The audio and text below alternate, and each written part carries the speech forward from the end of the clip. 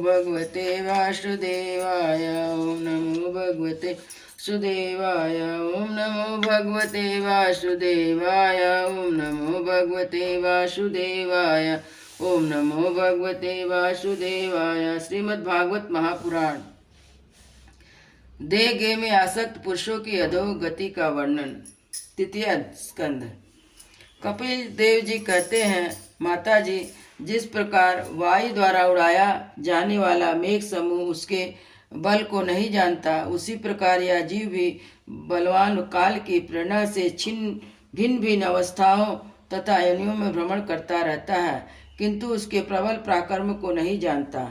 जीव सुख की अभिलाषा से जिस जिस वस्तु को बड़े कष्ट से प्राप्त करता है, उसी उसी को भगवान काल विनष्ट कर देते हैं, जिनके लिए उसे बड़ा शोक होता है। इसका कारण यही है कि यह मंदमती जीव अपने इस नाशवान शरीर तथा इसके संबंध के घर, खेत और धन आदि के मोहवश नित्य मान लेता है। इस संसार में यह जीव जिस जिस योनि में जन्म लेता है, उसी उसी में आनंद मनाने लगता है और उससे विरक्त नहीं होता। यह भगवान की माया से ऐसा मोहित हो रहा है कि कर्मवश नारकी योनि में जन्म लेने पर भी वहाँ के विष्टा आदि भोगों में ही सुख मानने के कारण उसे छोड़ना नहीं चाहता।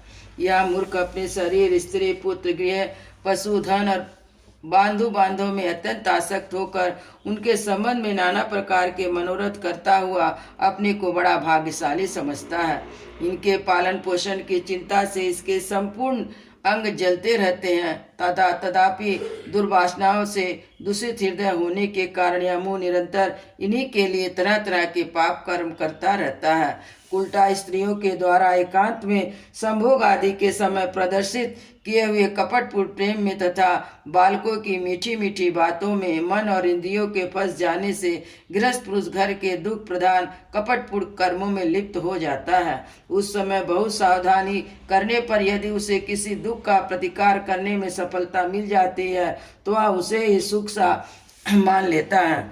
जहाँ तहाँ से भयंकर हिंसा वृत्ति के द्वारा धन संचय कर ऐसे लोगों का पोषण करता है जिनके पोषण से नरक में जाता है। स्वयं तो उसके खाने पीने से बचे हुए अन्न को ही खाकर रहता है। बार बार प्रयत्न करने पर भी जब इसकी कोई जीविका नहीं चलती तो यह लोभ अधीर हो जाने से दूसरे के धन की इच्छा करने लगता है।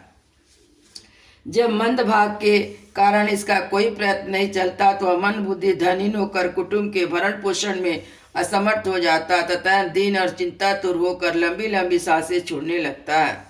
इस प्रकार अपने लाभ पालन पोषण में असमर्थ देखकर वे स्त्री पुत्र आदि इसका पहले के समान आदर नहीं करते। इसे कृपण किसान बूढ़े बैल की उपेक्षा कर देते हैं। फिर भी इस वैराग्य नहीं होता। उसने स्वयं पाला था, वे अब उसका पालन करते हैं। वृद्धावस्था के कारण इसका रूप बिगड़ जाता, शरीर रोगी हो जाता, अग्नि मंद पड़ जाती, भोजन और पुरुषार्थ दोनों को ही कम हो जाते, मरणोन्मुख होकर भी घर में पड़ा रहता और कुत्ते की भांति स्त्री पुत्र आदि के अपमान पूर्वक दिए हुए टुकड़े खाकर जीवन निर्वाह करता है। मृत्यु का समय निकट आने पर वायु के उत्क्रमण से इसकी पुतलियां चढ़ जाती, श्वास प्रश्वास की नलियां कफ से रुक जाती, खांसने से सांसें लेने में से बड़ा कष्ट होता है, कफ बढ़ जाने के कारण कंठ में गुरगुराहट होने लगती है। यह अपने शोकातुर बंधु बांधव से घिरा हुआ पड़ा रहता और मृत्यु पास के वशीभूत हो जाने से उनके बुलाने पर भी नहीं बोल सकता। इस प्रकार जो मूढ़ पुरुष इंद्रियों को ना जीतकर निरंतर कुटुंब पोषण में लगा रहता है, वह रोते हुए स्वजनों के बीच अत्यंत वेदना से अचेत होकर मृत्यु को प्राप्त होता है। इस अवसर पर उसे लेने के लिए अति भयंकर और रोष युक्त नेत्र वाले जो दो यमदूत आते हैं, उन्हें देखकर वह भय के कारण मलमूत्र कर देता है।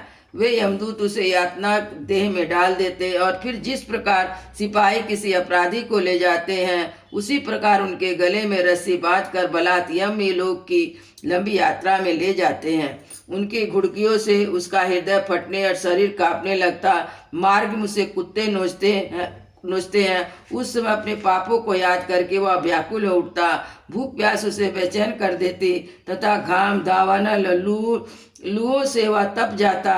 ऐसी अवस्था में जल और विश्राम स्थान रहित उस तप्त बालुकामय मार्ग में जब उसे एक पग आगे बढ़ने की शक्ति नहीं रहती, यमदूत उसकी पीठ पर कोड़े बरसाते हैं, तब बड़े कष्ट से उसे चलना ही पड़ता है। वह जहाँ तहाँ थक कर गिर जाता, मूर्छा जाती, चेतना आने पर फिर उठता। इस प्रकार अति दुखमय अंधेरे मार्ग से अत्यंत कुरु यमदूत उसे शीघ्रता से यमपुरी को ले जाते हैं।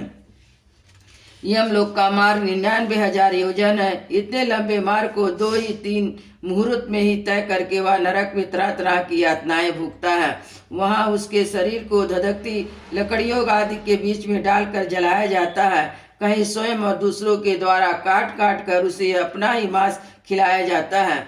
यमपुरी के कुत्तों तथा गिद्धों द्वारा जीते जी उसकी आंतें खींच ली जाती हैं। सांप, बिच्छू और डांस आदि डसने वाले तथा डंक मारने वाले जीवों में शरीर को पीड़ा पहुंचाई जाती है।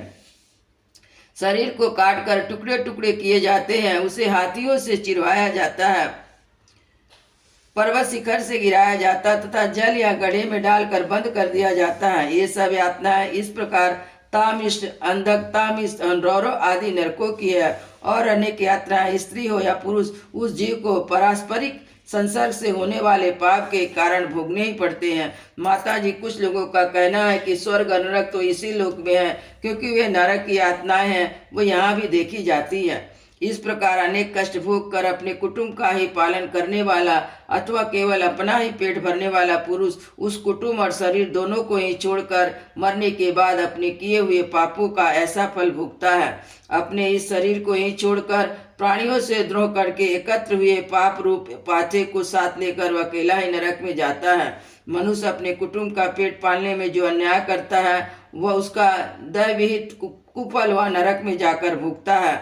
उस समय वह ऐसा व्याकुल होता मानो उसका सर्वस्व लुट गया हो। जो पुरुष निरीपाप की कमाई से अपने परिवार का पालन करने में व्यस्त रहता है, वह अंधाता मिस्र नामक नरक में जाता है, जो नरकों में चरम सीमा का कष्टप्रद स्थान है।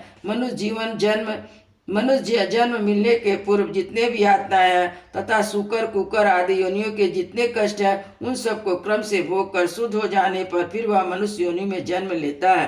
वृंदावन बिहारी लाल की जय। अयोध्या श्री राम लला की जय। गुरु महाराज की जय।